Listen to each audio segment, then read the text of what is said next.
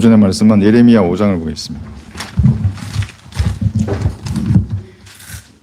예레미야 5장 31절 한 구절만 보겠습니다. 오늘 설교는 예레미야에 관한 설교입니다.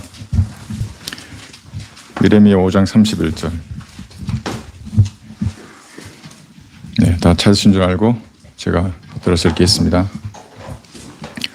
선지자들은 거짓되이 예언하고 제사장들은 그들의 권력으로 다스리며. 네, 여기까지는 좋습니다. 그런데 내 백성은 그렇게 하는 것을 사랑하니 그 마지막에는 너희가 어찌하려느냐. 이 말씀을 현대에 그대로 적용하면 전부 지옥으로 갑니다. 거짓 선지자들 얼마나 많이 있습니까? 유튜브에. 네, 거짓 목사들 얼마나 많이 있습니까? 성경의 본문에서 말씀하시는 말을 거부하는 모든 사람들은 거짓 선지자이고 여기 나와 있는 자신의 권력으로 목사라는 직분으로 교인들을 조종하는 제사장들입니다. 네, 제가 오늘 이 말씀으로 구령자들의 마지막 세대, 구령자들의 마지막 세대, 이거 제목이고 주제는 예레미야가 구령자들에게 주는 교훈이라는 주제를 가지고 말씀을 전하겠습니다. 교회 잠깐 기도드리겠습니다. 위대하신 아버지 하나님, 예수 그리스도의 핏부림으로 구원받은 주님의 성도들 한자리에 모이게 해주셔서 영과 진리로 경배드리게 할 수 있는 모든 여건을 보증하여 주셔서 참으로 감사드립니다. 이 한 시간 저희들 온 마음과 생각이 하나님께 집중하기를 원합니다. 하나님으로 가득 채워주십시오.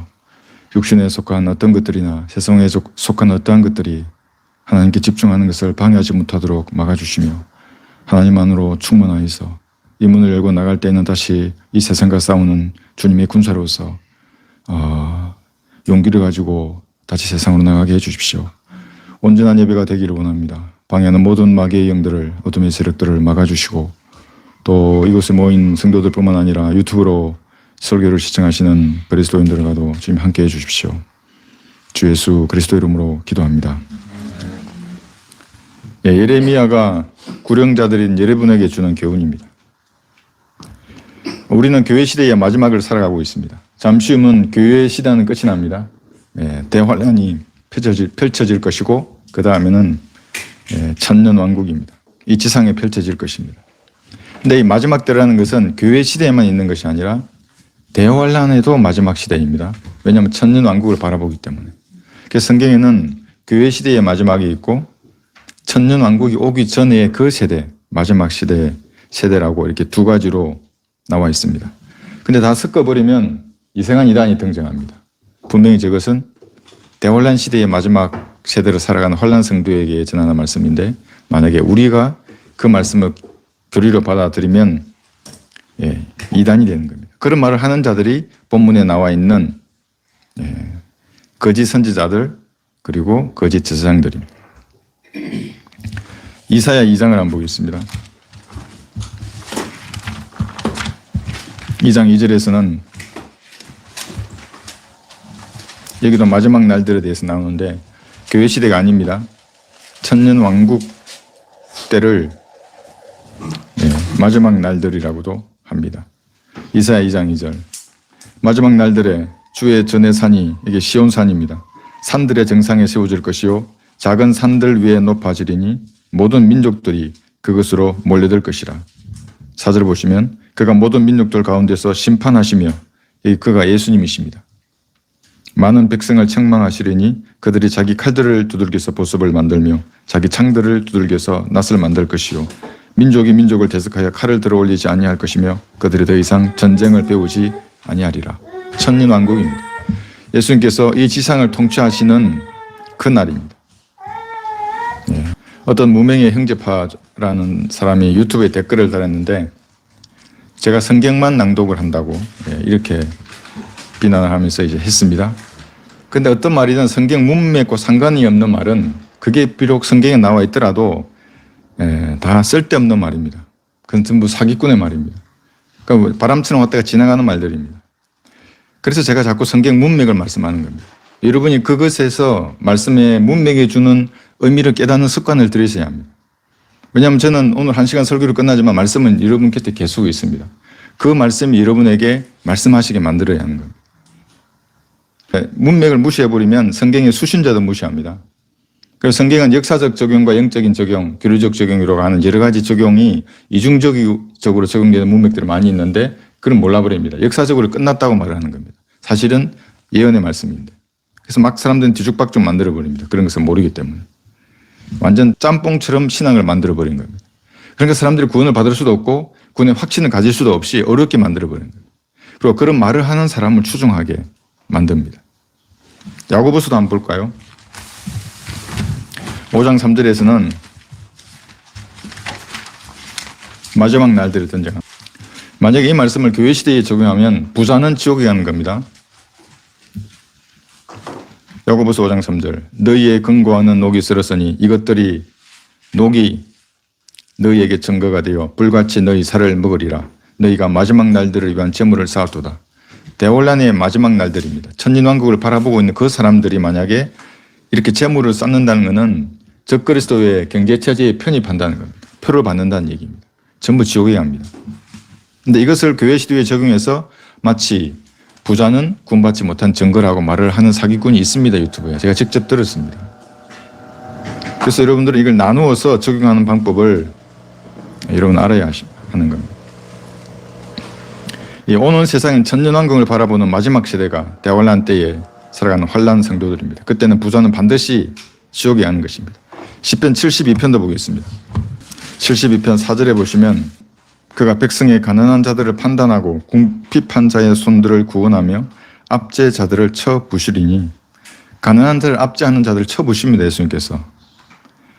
여기 12절도 보시면 그는 궁핍한 자가 부르짖을 때에 구해주며 도울 디 없는 가난한 자도 구해 주리이다. 그는 가난한 자와 궁핍한 자를 아끼며 궁핍한 자들의 혼을 구원하리이다. 대환란 때에는 그런 가난한 자들이 구원을 받는 겁니다. 표를 받고 적그리스도 경제체제에 편입한 모든 자들은 지옥에 가는 세대가 대환란입니다. 그런데 만약에 교회 시대에 이걸 적용한다면 부자는 낙타가 바늘 구멍으로 들어가는 것만큼 구원받기 어렵다고 이렇게 말하는 겁니다. 아닙니다. 부자도 구원받을 수 있습니다.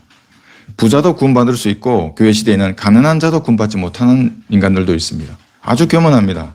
제가 저희 집 주변에 이 비닐 라면 박스를 주워서 생계를 유지하신 할머니에게 복음을 전하는데 얼마나 교만한지 모릅니다. 자기가 왕 같습니다. 그분이 모든 걸 다 하는. 가난한 자도 교회 시대는 구원받지 못하고 부자도 겸손하게 구원받는 사람 많이 봤습니다.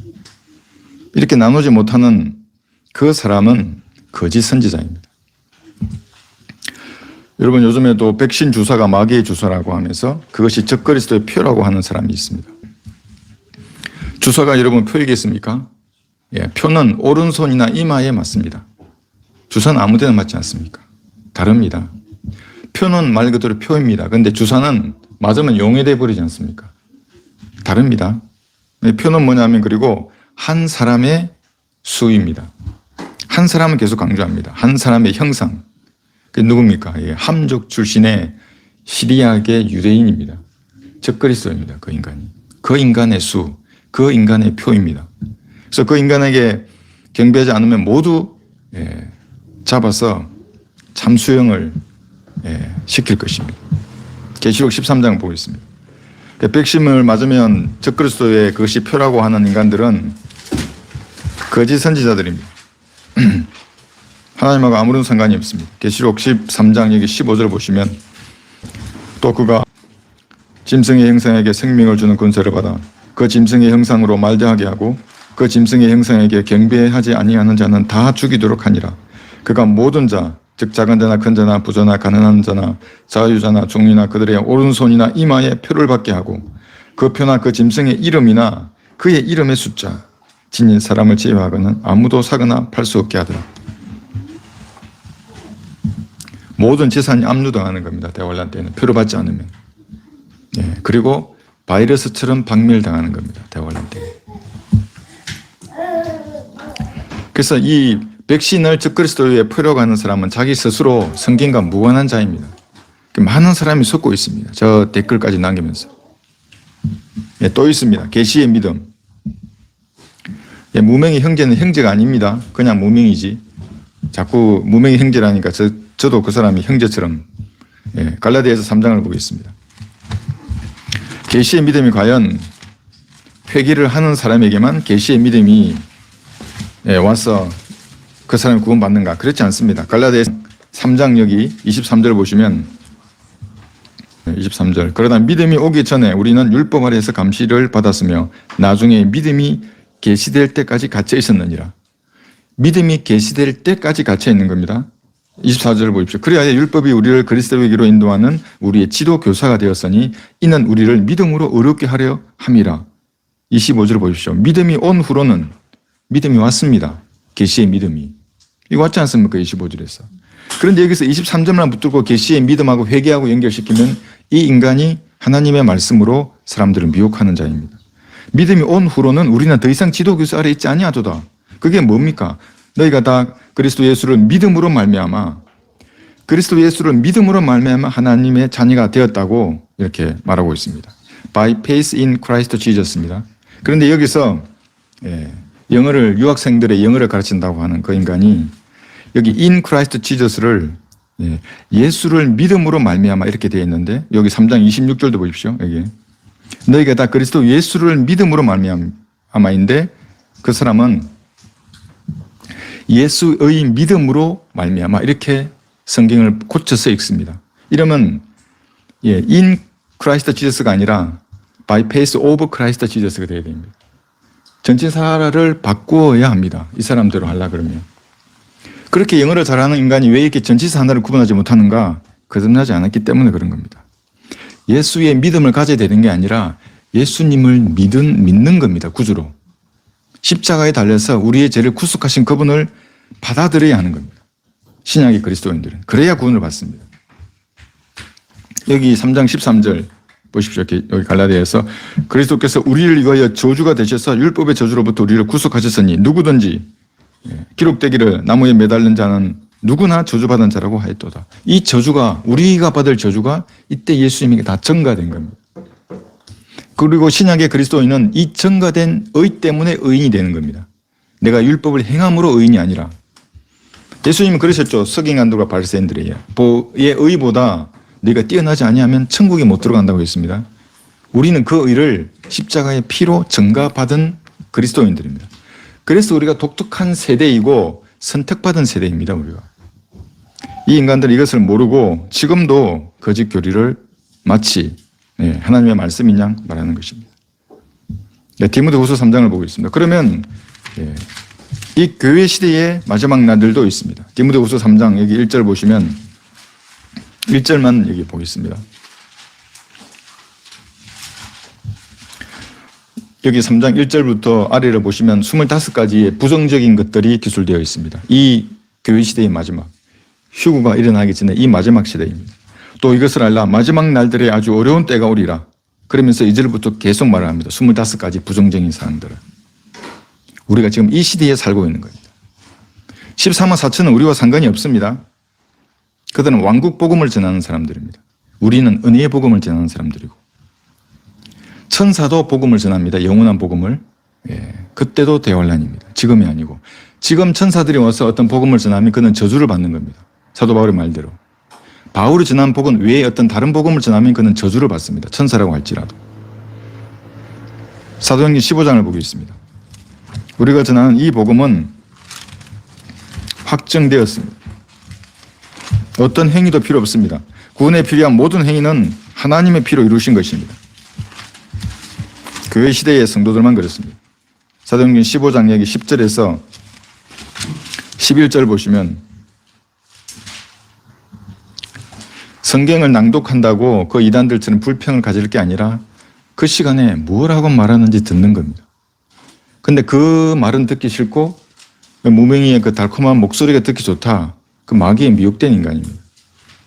그런데 이제 너희가 어찌하여 하나님을 시험하여 우리의 조상이나 우리도 감당할 수 없었던 멍해를 이게 율법입니다. 뭘 계속 행하라고 하는 겁니다. 제자들의 목에 걸려고 하느냐. 우리는 주 예수 그리스도의 은혜로 구원을 받는 것을 믿으며 그들도 마찬가지니라고 하더라. 은혜로 받는 겁니다. 은혜란 내가 무엇을 해서 삭수로 받는 게 아닙니다. 그건 삭수로 받는 거지. 이게 지금 베드로가 사도행전 2장에서 했던 그 말하고 다른 복음을 여기서 이제 전하게 되는 거예요. 이것이 은혜의 복음이 완성된 겁니다. 이제 점점점 사도 바울의 서신서를 통해서 이제 구체화되는 겁니다. 은혜의 복음. 이것을 우리가 전하는 것입니다. 유튜브에서는 이 저주받은 사람들, 많은 사람들이 하나님의 이름으로 다른 예수를 전하고 다른 영을 전하는데도 사람들은 그 사람들을 오히려 사랑하는 것을 보게 됩니다. 어떻게 되겠습니까? 그 사람들이. 가장 무서운 권력은 그 사람의 말을 내 스스로 옳다고 믿고 따라가도록 만드는 힘입니다. 그렇지 않고 1번을 선택하지 않으면 너희들 혼날 거야. 이거는 좀 하수입니다. 권력 중에도. 내 마음은 2번을 원하는데 무서워서 1번을 따르게 하는 겁니다. 그런데 가장 무서운 권력은 내 스스로 1번을 쫓도록 만드는 겁니다. 다른 것은 다 아니라 그러고. 그런 이단들이 유튜브에 가득한 것입니다. 오늘 본문에 나와 있는 예레미야의 뜻은 여호와께서 버리실 것이다. 버리다, 내버리다의 뜻입니다. 지금부터 약 2500년 전의 선지자입니다. 이 예레미야는 자기 민족 전체가 포로로 잡혀가기 전에 마지막 선지자입니다. 이렇게 생각하면 쉽습니다. 우리나라가 민족 전체가 북한의 포로로 끌려간다고 한번 생각해 보십시오. 아니 북한군이 이 나라에 와서 우리를 장악하면 어떻게 되겠습니까? 모든 재산 다 없어집니다. 2천만 명이 아마도 수용소로 갈 겁니다. 종처럼 되는 겁니다. 그들이. 비슷합니다. 그렇게 생각하시면 됩니다. 그 전에 선지자로 부름을 받았습니다. 유대에게 다가오는 완전한 파멸을 경고해야 했습니다. 그럼 좋은 말 하겠습니까? 예레미야가 부정적인 설교를 하는 겁니다. 도시가 파괴될 것이고 여자들은 욕을 당할 것이고 노인들은 비참하게 죽을 것이다. 너희들의 아이들은 종이 될 것이다. 이렇게 부정적인 설교를 하는 것입니다. 이것은 예레미야 애가 1장에서 4장까지 그대로 나와 있습니다. 그대로 실현됩니다. 교회 시대의 혼두를 이겨오는 그리스도인, 이 구령자도 마찬가지입니다. 예레미야처럼 철저하게 부정적인 메시지를 전파합니다. 복음을 전파합니다. 그것이 뭡니까? 제일 먼저 항상 당신은 죄인입니다. 죄의 삭선 사망입니다. 그 누구도 여유가 없는 겁니다. 인간은 죄의 문제를 해결하기 위해서 종교인이 뭐니 다양한 것들을 만드는 겁니다. 어떤 건 또 죄의 문제 해결할 수 없습니다. 무슨 도덕법을 지키고 불가능합니다. 왜냐하면 하나님의 의라고 하는 이 완벽한 의는 행위로 드러나지 않더라도 생각만 해도 죄입니다. 여자를 보고 음욕을 부으면 이미 간음자입니다. 탐심을 부으면 이미 우상숭배자입니다. 누가 여기로부터 안전할 수 있습니까? 다 돌로 쳐서 죽여야 할 죄인들입니다. 형제를 미워하면 사랑하지 않으면 살인자입니다. 전부 살인자이고 간음자이고 이런 인간들입니다. 하나님 보시기에는. 그런데 그 인간들이 도덕법을 행함으로 하나님 앞에 어려워지려고 하는 겁니다. 교회 시대에. 그리고 죽는 겁니다. 누구도 예외 없이 죽습니다. 사람들은 뭔가 가지고 있으면 무병장수할 것 같지만 성경은 그렇게 말씀하지 않습니다. 안개와 같은 것이 인생입니다. 사건 사고로 보십시오. 교통사고로 죽고 다양한 사고로 죽습니다. 죽을 것입니다. 그리고 죄 문제가 해결되지 않으면 지옥에서 영원히 고통당하는 것입니다. 그런데 하나님께서 이 땅에 내려오셔서 십자가에 그 찌든 피, 벌레처럼 고난받음으로 인하여서 죄의 문제가 해결된 겁니다. 부활하셨습니다. 이 사실을 믿으면 구원을 받는 겁니다. 단 한 가지 긍정입니다. 믿으면 영원히 산다는 것. 그전에는 인간을 철저하게 부정적으로 묘사하기 때문에 은혜의 복음을 꺼내지 않으려고 그러고 돈 벌려고 하는 목사들은 그리스도인이라고 하는 사람들도 정확하게 전하지 않습니다. 그냥 얼른뚱땅 넘어가는 겁니다. 그리고 구원받으면 또 그럼 긍정적인가? 그렇지 않습니다. 물론 구원받고 기도와 말씀에 규제된 삶을 하면서 하나님과 교제하면 이 땅의 문제를 해결해 주십니다. 그런데 이 땅을 사는 그리스도인들은 매일 자신을 돌아보고 자백해야 합니다. 내 양심에 그리끼는 죄들을 하나님 앞에 자백하고 보혈의 능력으로 그걸 씻어야 합니다. 말씀으로 규제받아야 합니다. 모두가 부정적인 겁니다. 그러니까 사람들은 듣지 않으려고 합니다. 뭔가 이런 희망을 주는 메시지들만 찾아 나서는 겁니다. 예레미야는 눈물의 선지자였습니다. 우는 선지자였습니다. 왜냐하면 자기 민족이 지금 다 끌려가기 때문에.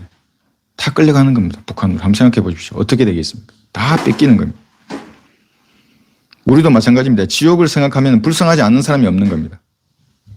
이 대환란에 남은 그 사람들 어떻게 되겠습니까? 모든 문명이 파괴될 것입니다. 모든 도시들 3차 세계대전으로 완전히 파괴될 것입니다. 기근, 재해, 전염병, 새로운 종족들이 출현합니다. 저기 돌아다니는 아줌마, 아저씨, 학생, 할머니, 할아버지 마찬가지입니다. 그래서 우리가 그들에게 경고해야 하는 겁니다. 예레미야 9장을 보겠습니다.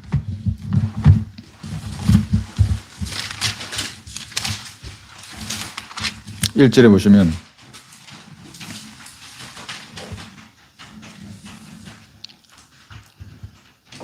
오, 내 머리가 물이고 내 눈이 눈물의 샘이라면 내가 내 백성의 딸의 살육으로 인하여 밤낮 울리라. 민족에 대한 이런 안타까움을 가지고 있는 겁니다. 어떻게 죽을지를 알기 때문에 가지고 있습니다. 예레미야 14장도 보겠습니다. 17절 보시면 그러나 유대 민족들이 바벨론의 포로로 끌려가는 것보다 더 격심한 대환란이 기다리고 있습니다. 그러므로 너는 그들에게 이 말을 고하라. 내 눈에서 눈물이 흘러내려 밤낮 그치지 않을 것이니 이는 내 백성의 처녀딸이 심한 파괴와 아주 엄청난 타격으로 부서짐이라. 인구의 4분의 3 이상이 죽을 것입니다. 유대인들은. 여기 16장 2절도 보겠습니다. 그래서 예레미야는 결혼도 하지 말고 아이도 갖지 말라고 하나님 말씀하십니다. 너는 이곳에서 내게 아내를 취하지도 말라며 아들들이나 딸들도 두지 말지니라. 이렇게 말씀하십니다. 누가복음 23장에서도 예수님은 대환란을 말씀하십니다. 십자가를 지금 지시려고 가고 있는 그 상황에서도 말씀하십니다. 누가복음 23장 28절 보시면 29절에서 예수께서 그들을 돌아보시며 말씀하시기를 예루살렘의 딸들아 나를 위하여 울지 말고 너희와 너희 자녀를 위하여 울라. 지금 십자가에 처형되기 전이십니다. 보라 그 날이 오면 그들이 말하기를 잉태할 수 없는 자와 아이를 낳아본 적이 없는 태와 발려본 적이 없는 젖이 복이 있도다 하리라. 대환란에 대해서 예수님께서 말씀하시는 거예요. 예레미야는 지금 이런 심정으로 민족들을 위해서 눈물로 이 부정적인 설교를 말했습니다. 제2로 시작합니다. 예레미야. 예레미야뿐만 아니라 요한, 유다, 요엘, 야고보, 여호사밧, 요나단, 그 다음에 여호수아 전부 제2로 시작합니다. 이런 제2로 시작하는 선지자들 있죠. 저의 이니셜도 제2로 시작합니다. JH입니다. 이걸 또 바로 또 이상하게 선지자와 연결하시면 안 됩니다. 교회 시대의 구령자들은 앞으로 닥칠 대환란의 참담함을 알고 있는 사람들입니다. 사회주의 군사 독재 정권이 들었을 겁니다. 사탄의 왕국 7년 동안 군법을 시행하는 겁니다. 군법에 따라 풀어받지 않는 사람들은 모두 잡아들입니다. 형상에게 경배하지 않는 모든 사람들은 다 잡아들이는 것입니다. 그리고 집행하는 겁니다.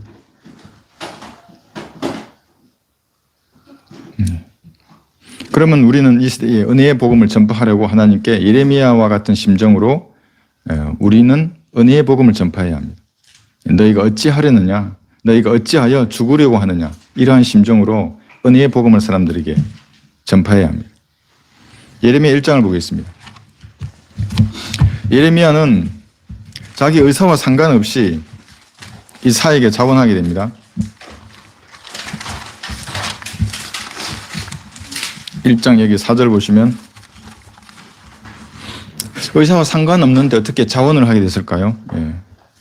그때 주의 말씀이 내게 임하여 말씀하시기를 내가 뱃속에서 너를 짓기 전에 너를 알았고 내가 태에서 나오기 전에 너를 거룩하게 하였고 너를 민족들의 선지자로 정하였노라 하시기에 그때 내가 말씀드리기를 주 하나님이여 보소서 나는 아이라서 말할 수 없나이다 하였으나 주께서 내게 말씀하시기를 나는 아이라고 말하지 말라 이는 너는 내가 너를 보내는 모든 자에게 갈 것이며 내가 내게 무엇을 명하든지 내게 말할 것입니다. 이게 무슨 말이겠습니까? 이 군대식입니다. 이제 한 10명의 병사를 모으는 겁니다. 모아놓고 작전을 하려고 하는데 자원하는 사람 3명이 필요하다. 자원하는 사람 손들어. 그러면 다 침묵이 겨루죠. 아무도 자원하지 않습니다. 그러면 이제 지휘관이 이렇게 말하는 겁니다. 너 3명은 이 작전에 자원해. 나머지 7명은 해산. 그리고 3명은 자원해서 가는 겁니다. 이런 식입니다. 예레미야도. 그리스도인들은 은혜의 복을 맡아서 우리가 전하는 데도 마찬가지입니다. 여러분들이 바른 말씀으로 공부해서 바로 쓰면 하나님께서 이런 형태로 자원해서 그분의 사에게 포함시켜 주는 것입니다. 군대식 자원 방법입니다. 너는 은혜의 복음을 전하고 나머지는 어디로 가는지 모릅니다. 뭐 무명이한테 가든지 사람을 따라서 가는 것입니다. 자, 그래서 이렇게 하나님 앞에 자원함으로 선택받은 그리스도인들은 어디로 도망갈 수가 없습니다. 고린도후서 5장을 보겠습니다.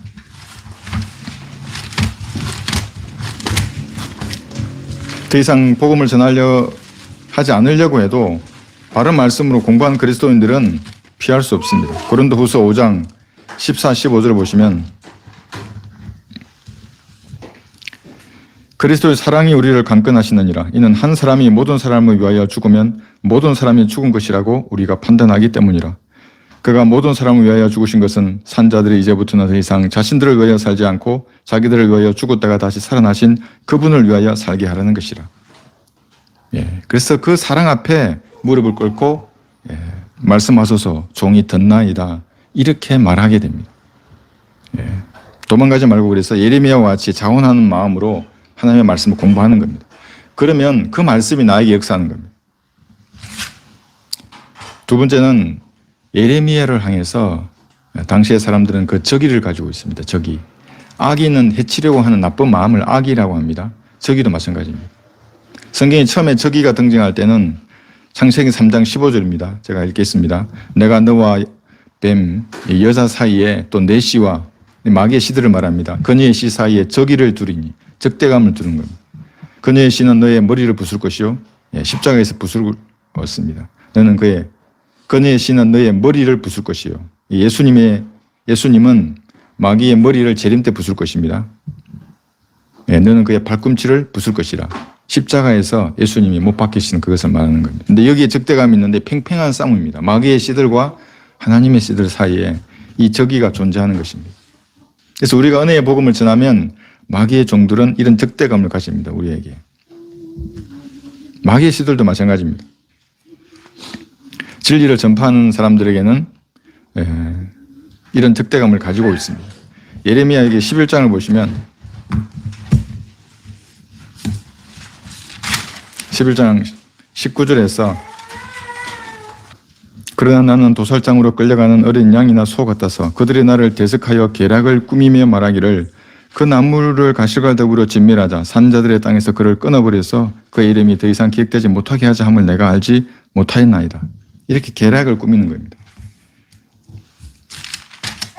우리도 마찬가지입니다. 그리스도인들에 대해서도. 예레미야 18장도 보겠습니다. 18절 보시면 예레미야에 대해서 계략을 세우고 책략을 세우는 것이 여러분을 대항하는 마귀의 세력과 똑같은 겁니다. 그때 그들이 말하기를 오라 우리가 예레미야를 대적하여 책략을 세우자. 이는 율법이 제사장으로부터 지혜가 현명한 자로부터 말씀이 선지자로부터 사라지지 아니할 것임이라. 예레미야 없어도 있다 이겁니다. 거짓 제사장인데. 오라 우리가 혀로 그를 치고 그의 어떤 말에도 주의를 기울이지 말자 하였도다. 여러분이 무슨 말을 해도 주의를 기울이지 말자 이렇게 계략을 짜고 합니다. 그래서 영상에 댓글을 하나 다는 것도 여러분 주의를 기울이는 겁니다. 마귀의 종들은 그냥 지나가 버리죠. 그리스도인들은 그게 내 의견을 달고 옳으면 옳다 그러고 어떤 내용이 옳다고 주의를 기울여서 우리가 반응을 하는 것입니다. 이 적의는 스테판을 돌로 쳐 죽였던 그 사내들인 그 공회가 가졌던 적의하고 똑같습니다. 왜 돌로 쳐 죽였겠습니까?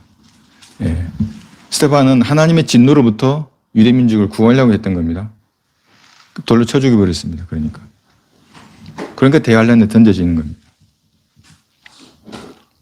다가올 진노로부터 그들을 돌이키려고 했기 때문에 박해를 당했습니다. 바울은 왜 유대인들에게 매를 맞았겠습니까? 그 유대인들도 바울에 대한 적의를 가지고 있었습니다. 바울이 하나님의 진노가 그들에게 임하지 않기를 간절히 노력했습니다. 자기 동족을 위해서라면 자기가 저주받기를 바랐겠노라 이렇게 말합니다. 그러한 간절한 마음을 가진 사도 바울을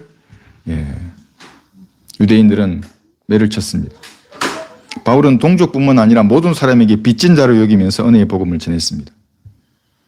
지옥의 저주를 피하게 하는데 전력을 다했는데도 불구하고 사람들은 그를 때리고 감옥에 넣었습니다. 로마서 1장 14절 보시면 바울은 이렇게 말합니다. 헬라인들이나 야만인들이나 지혜 있는 자들이나 어리석은 자들에게 내가 다 빚진 자로다. 빚진 자입니다. 복음을 먼저 안 겁니다. 은혜의 복음을. 예레미야도 마찬가지 심정이었을 것입니다. 예수님을 십자가에 못 박았던 바리새인과 사두개인들이 가지고 있던 저기도 있습니다. 지금 제가 말씀드린 이 저기는 이 세상 사람들이 여러분에게 가지고 있는 저기와 똑같은 것입니다. 바른 말씀을 성경대로 전하는 우리에게 가지고 있는 저기입니다. 왜 예수님을 십자가에 못 박았습니까? 마귀가 충동하는 겁니다. 그들을. 창세기 1장 2절에서 마귀의 세력이 완전히 멸망했던 것입니다. 그 멸망시킨 하나님이 육신을 입고 자기가 권력을 잡은 이 땅에 육신을 거우니까 마귀는 눈이 멀었던 것입니다. 그 저기에 불타가지고 예수님을 십자가에 못 박았던 것입니다. 예수님께서는 하나님의 진노를 그들에게서 돌이켜서 구원하려고 했기 때문에 적들은 저기로 가득 차서 십자가에 못 박았습니다. 똑같은 겁니다. 예레미야는 동족을 사랑하는 마음으로 하나님의 진노로부터 그들을 돌이키려고 대비하려고 했지만 까닭없이 저주를 받았습니다. 은혜의 복음을 전하는 우리도 마찬가지입니다. 예레미야와 같습니다. 예수님을 구주로 영접해서 지옥에서 구원받고 다가오는 대환란에서 빠져나오라고 전하는 것입니다. 그런데 갖가지 비방과 방해로 우리의 사역을 방해합니다. 예레미야 38장을 보겠습니다. 근데 예레미야는 감옥에 투옥됩니다. 예레미야 38장 4절에 보시면 이 예레미야는 부정적인 설교를 하는 겁니다. 곧 이제 다 포로로 붙잡혀 가기 때문에 좋은 말을 할 수가 없죠. 도시가 파괴되고. 우리도 마찬가지입니다. 부정적인 설교를 하는 겁니다. 그들에게. 죄의 문제가 해결되지 않으면 지옥에 간다고 외치는 겁니다. 여기 보시면 그러므로 고관들이 왕에게 말하기를 우리가 왕께 간구하노니 이 사람을 죽이소서. 이게 뭡니까? 십자가에 못 박으소서하고 똑같습니다.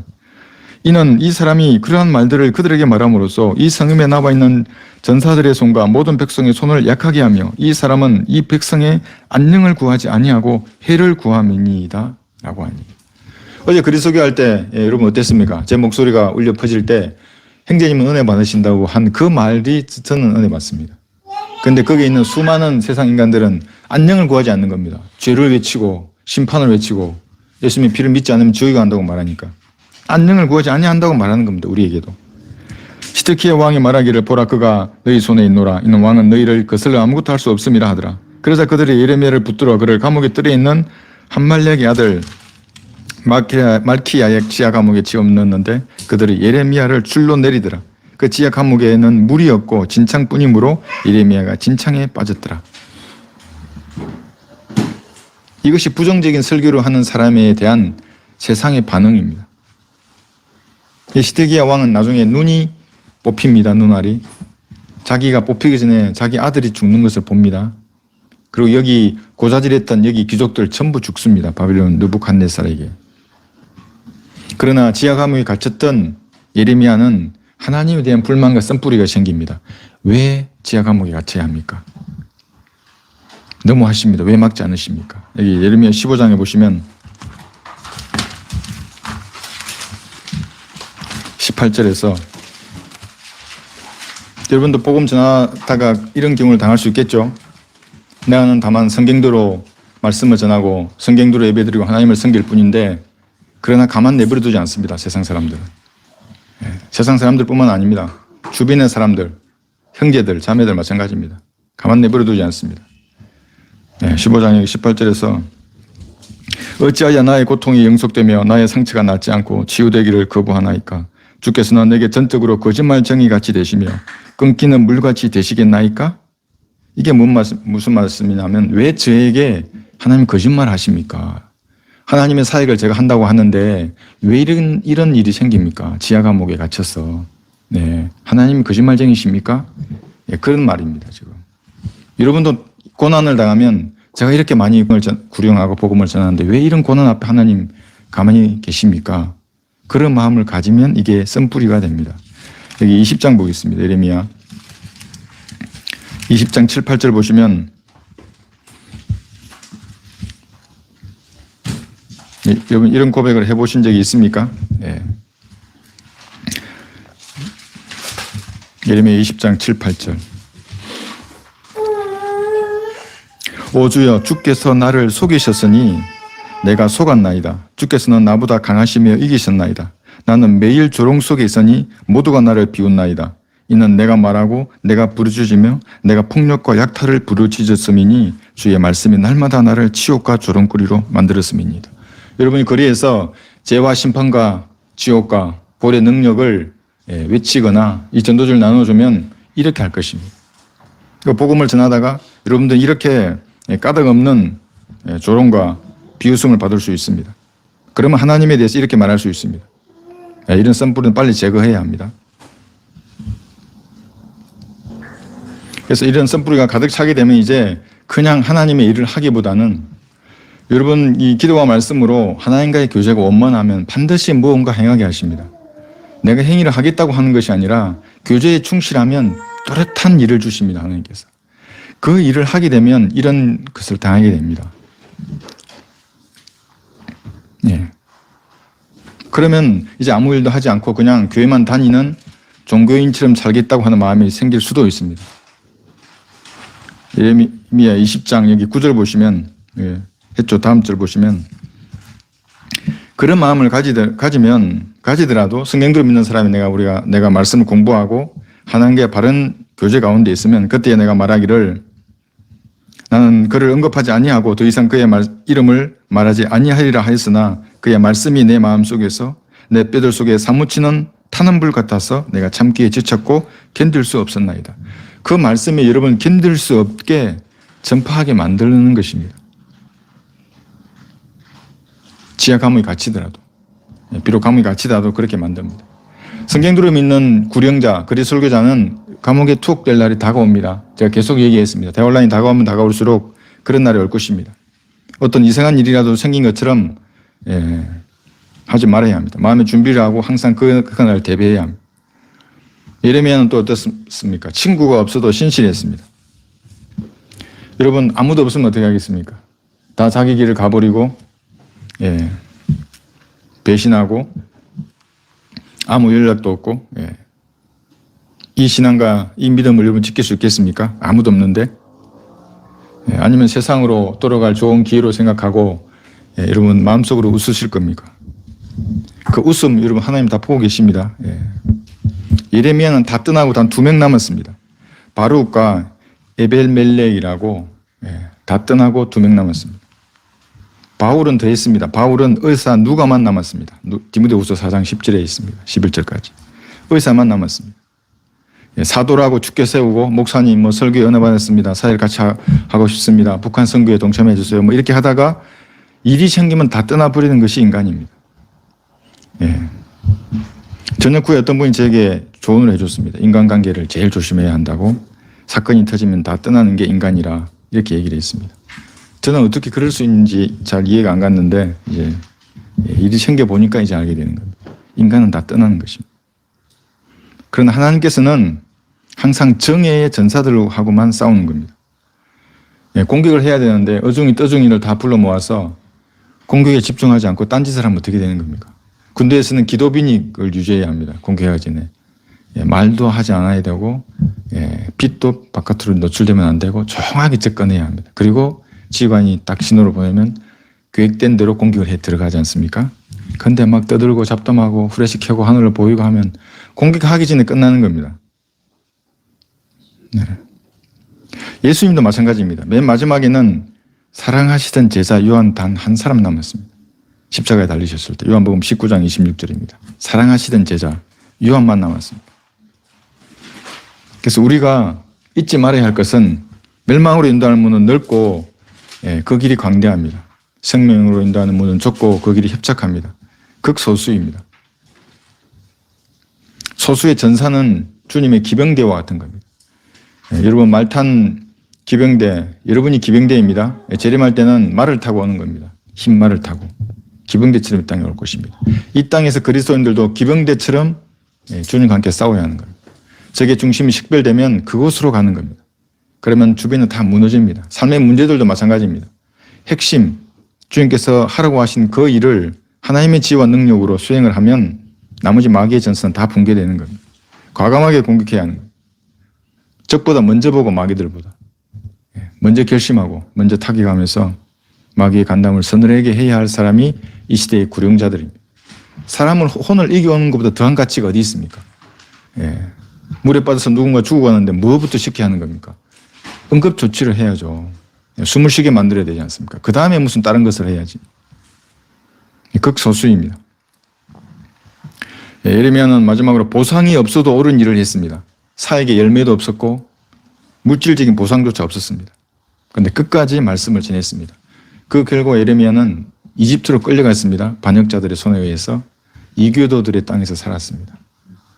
우리 같으면 북한 땅에 사는 겁니다. 예, 바울처럼 예레미야는 집이 없었습니다. 아내도 없고 자식도 없고 교회 건물도 없고 자동차도 주식도 연금도 없었습니다. 아무런 물질적인 보상이 없었지만 예레미야는 자신이 성경대로 옳다고 하는 그 일을 했던 것입니다. 단 한 명의 회심자도 보지 못했습니다. 사역을 마감했습니다. 예, 여러분 만약 한 두어 달 동안 구령의 열매가 없으면 어떻게 했습니까? 예, 삭막하죠? 예, 복음을 전해서 같이 응접 기도함으로써 얻는 그 기쁨을 맛보고 싶은데 없다면 어떻게 하겠습니까? 예레미야는 한평생을 했는데 눈으로 보지 못했습니다. 그런데 구령하면 여러분 통장에 1억이 입금되면 어떻게 하겠습니까? 예. 무차매님은 80억을 보셨네요. 지난주에. 예. 지금 찾지 못하지만 하늘나라에서 찾는 겁니다. 그 보상은.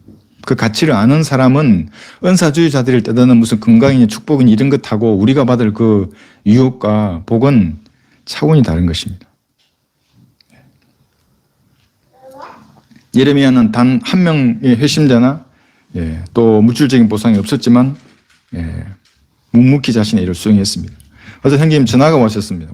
그래서 전도지를 제가 다 원가로 이제 드리는데 이제 좀 이렇게 덧붙여서 해야 되지 않느냐 그런 예, 물론 이제 때가 되면 저희가 할 겁니다. 출판사를 해서 그렇게 할 것인데 제가 걱정하지 않으셔도 됩니다. 먹을 게 충분합니다. 저는 오히려 다이어트를 걱정해야 될 정도입니다. 네, 그렇게 예, 잘 먹고 있습니다. 다이어트를 진짜 걱정해야 할 정도로 잘 먹고 있습니다. 20세기 전반기까지 활동했던 설교자 중에 엉클 버드 로빈슨이라는 사람이 있습니다. 친구가 이렇게 말합니다. 너처럼 그렇게 맨날 죄지옥 심판만 하고 막 사람들에게 이렇게 강렬하게 얘기하면 넌 쫄쫄 굶어서 죽을 거야. 이렇게 말하는 겁니다. 이 설교자는 이렇게 응수했습니다. 내가 만약에 그렇게 되면 마지막 동전으로 내가 소다를 사서 내가 배부르게 죽었다고 사람들은 포기할 거야. 그런데 내가 셋째 하늘에 가면 하나님이 마련해 주시는 음식을 내가 정말 원 없이 먹을 거야. 이렇게 이제 응수를 했습니다. 우리의 음식은 하나님이 일을 하는 겁니다. 거기서 힘이 나는 겁니다. 그리고 진짜 하나님의 일을 하면 하나님이 먹여주십니다. 그 믿음에 갈 때까지 진짜 그럴까 의심할 수 있습니다. 근데 의심하지 말고 한번 해보십시오. 하나님의 일을 하면 하나님 반드시 먹여주십니다. 예레미야는 보상이 있든지 없든지 자신의 일을 했습니다. 자신의 빛을 갚았습니다. 만왕의 왕께서 자신의 생명으로 베풀어 주신 은혜입니다. 이것이 하나님의 생명으로 우리를 값주고 사신 것입니다. 보답하려고 하는 겁니다. 들을 것이 뭐가 있겠습니까? 우리가 내 몸 밖에는 들을 게 없는 겁니다. 이 몸으로 내가 그래서 진리를 전파하고 복음을 외치는 것입니다. 그리스도인들은 부자라 앞에서 쫄지 않습니다. 권력이 많은 대통령 앞에서 쫄지 않습니다. 저는 자신 있습니다. 쫄지 않을 자신이. 여러분도 쫄지 않으셔야 됩니다. 뭔가 있는 것 같고 가정 같은 사람 앞에 주눅 들거나 또 가난한 사람이라고 그리스도인들 무시하지 않습니다. 다만 여러분 빚진 자일 뿐입니다. 하나님 앞에 진 빚을 우리는 갚아야 하는 겁니다. 당신 예수 영접하지 않으면 지옥에 가는 겁니다. 영접하는 의미를 잘 모를 수 있습니다. 당신은 죄인입니다. 회개해야 합니다. 돌아서는 겁니다. 갈보리에서 그 죄의 문제가 해결됐다고 믿으셔야 한다고 말하는 겁니다. 그러나 예레미야가 그 당시에는 알지 못했지만 10대의 소년 4명이 예레미야의 말을 듣고 있었습니다. 그게 다니엘이었고 다니엘의 세 친구인 사드락과 메삭과 아벳느고 이 4명이 예레미야 말을 유심히 듣고 있었던 겁니다. 그래서 이들이 어떻게 했습니까? 왕의 음식으로 더럽히지 않겠다 하고 말하는 겁니다. 왕의 형상에게 경배하라고 했을 때 바위처럼 꿈쩍도 하지 않습니다. 내가 죽으면 죽으리이다. 설령 그렇게 되지 아니할지라도 이 불이 나를 삼킬지라도 난 하나님을 신뢰한다고. 그런 사람들이 있었습니다. 그런데 예레미야는 보지 못했습니다. 다니엘도 마찬가지입니다. 다니엘은 예레미야서를 읽다가 우리의 포로 70년이 끝나면 우리는 다시 돌아가는구나를 알게 되는 겁니다. 그 예레미야는 자기가 보지 못했지만 이러한 열매를 거두고 있었습니다. 생전에 아무런 보상을 얻지 못했습니다. 다만 옳은 일을 하다가 생을 마감했습니다. 우리가 외치는 거리에서 그 말 한마디, 우리 두 분 행자님이 화면 뒤에서 보이셨는데 여러분의 모습으로도 은혜 받는 분이 있습니다. 든든하게 지키고 있는 겁니다. 사모님 전도지 나눠주고 이런 모습만으로 은혜를 받습니다. 그 전도지를 본 사람이 어떤 아주머니 그랬습니다. 지금은 이 아이들 때문에 못하겠는데 집에 가서 내가 꼭 연주하겠다고. 어디서 어떻게 구원받을지 모릅니다. 우리가 뿌린 한 장의 전도지가 윌리엄 틴테일이 있습니다. 42살에 화형대 앞에 섰습니다. 이제 여러분 화형시키기 전에는 사람을 먼저 목을 졸라서 죽입니다. 너무 고통이 심하기 때문에. 그 다음에 숨이 끊어지면 불에 태우는 겁니다. 그 시체를. 마지막 그의 기도는 주여 영국 왕의 눈을 열어주소서 이렇게 기도했습니다. 죽기까지 신실했습니다. 그렇지만 그가 받은 보상은 땅에서는 하나도 없었습니다. 목 졸린 거 화형이었습니다. 42살이었는데. 그런데 2년도 지나지 않아서 그 처형을 명령했던 헨리 8세는 영국의 모든 교회마다 성경을 비치하고 성경 읽는 사람을 두는 겁니다. 그래서 듣고 싶은 사람이 오면 내가 읽어주는 겁니다. 틴테일 성경입니다. 여기서 8, 90%의 의의가 영어 킹제임스 성경으로 오게 됩니다. 자신은 보지 못했습니다. 틴테일은. 그러나 자기가 옳다고 생각한 일을 행하는 것입니다. 우리도 마찬가지입니다. 열매를 보지 못할 수 있습니다. 사람들로부터 조롱을 받을 수 있고 비난을 받을 수 있고 이유 없는 저주를 받을 수 있습니다. 그러나 옳다고 생각하는 그 일을 하나님께서 여러분에게 주시는 확신대로 행하는 것입니다. 결론적으로 우리는 새 예루살렘에 갔을 때에 신실한 성김에 대한 상을 받을 것입니다. 이 성경이 여러 군데 나와 있습니다. 고린도전서 3장이나 고린도후서 5장, 디모데후서 2장, 4장에 잘 나와 있습니다. 여러분 그 영원한 면류관, 영원한 통치권을 아십니까? 그것이 우리가 가지고 있는 소망입니다. 은사주의자들의 그러한 소망은 따라올 수 없습니다. 이 땅에서 건강하고 부를 누리고 번영이나 성공을 누렸는데 지옥에 가면 그게 무슨 의미가 있습니까? 그래서 심판석에서 다 태워진다면 무슨 의미가 있습니까? 우리가 받을 이 상은 죄인들을 하늘나라에 가게 해서 받는 상입니다. 그날에 그분들을 볼 것입니다. 이 데살로니가전서 2장 19절 보시면 우리의 소망이나 기쁨이나 자랑의 멸류관이 무엇이냐? 그가 오실 때에 우리 주 예수 그리스도 앞에 있을 너희가 아니겠느냐? 우리가 구원받은, 우리가 구령한 사람이 예수님과 앞에 있을 것입니다. 앞에 있을 너희가 아니겠느냐? 이 사람들로 인하여 우리가 상을 받는 것입니다. 빌립보서 4장 1절 제가 읽겠습니다. 그러므로 나의 참으로 사랑하고 사모하는 형제들아 나의 기쁨이요 면류관인 나의 참으로 사랑하는 자들아 주 안에서 이처럼 굳게 서라. 여러분 굳게 서셔야 합니다. 굳게 서야 합니다.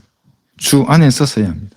이 말씀 위에 굳게 서서 여러분의 책무를 다하셔야 하는 겁니다. 우리는 정인으로 부름받은 성경대로 믿는 사람들임을 명심해야 합니다. 누가 붙여주지 않았습니다. 우리가 이번에 157명 구령했지 않습니까? 한 주에. 우리는 이 열매로 우리가 누구인지를 스스로 입증하는 것입니다. 사람들의 평가나 판단, 비난은 중요하지 않습니다. 시간이 얼마 남지 않았습니다. 더 이상 복음을 전할 수 없는 시대가 오고 있습니다. 죄인들은 세상이 더 악해지면 더 이상 복음을 받아들일 수조차 없을 것입니다. 지금도 복음 전하면 개떼처럼 몰려오지 않습니까? 왜 전하냐고. 이 종교가, 이 포구의 자유가 보장된 이 나라인데도 헌법이 보장하는데도 종교의 자유를 벌써 막고 있습니다. 예수님은 죄인들의 죄를 씻기 위해 죽으셨고 부활하셨습니다. 지금 셋째 하늘에 있습니다. 모든 죄를 제거했습니다. 이 소식을 예레미야와 같은 심정으로 담대하게 전하시는 여러분들이 되시기를 바랍니다. 찬송가는 357장인데 357장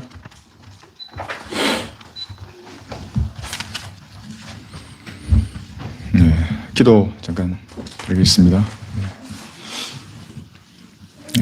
여러분 안에서 역사하신 하나님께서 여러분이 말씀하시는 바에 따라 그 확신에 따라 행하는 겁니다. 그리스도인들. 견고하게 서서 연애의 복음을 이 마지막 때에 어떤 행태로든지 전하는 겁니다. 우리가 한 몸으로 부름을 받았습니다. 이 지체입니다. 각자의 역할을 다 하셔서 이 마지막 때에 우리 교회를 통해서 하나님의 역사가 일어나기를 여러분 간구하십시오.